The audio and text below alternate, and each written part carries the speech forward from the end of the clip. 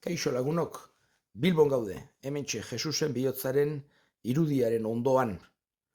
Eta hain zuzen ere, hementxe Bilbon Jesusen bihotzaren debozioak sustrai sakonak ditu.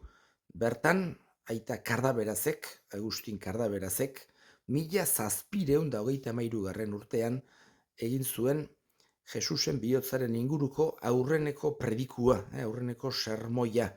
Horregatik diot, sustrai sakonak dituela debozionek hemen. Eta gero, hemen ikusten dugun irudi hau, 1920ean hasi ziren prestatzen, aurrena herri suskripzioa ireki zen, diru eta lortzeko, egin ahal izateko jende askok lagundu zuen, eta 1927an, ekainaren 26ean inauguratu zen. Monumentuak 40 metroko altuera dauke, eta goiko irudiak 7 metro. Baita ere, beste gure inguruko beste zenbait hiritan bezala, Iruñan edo Donostian izan daiteken bezala, halako toki berezi badauke Jesusen bihotzak. Eta hor goitik, bertatik, bedeinkatzen du Bilboko hiria eta babesten du gaitz guztietatik. Guk ere eskatzen diogu, gu hola babes gaitzala. Eta ongi segi.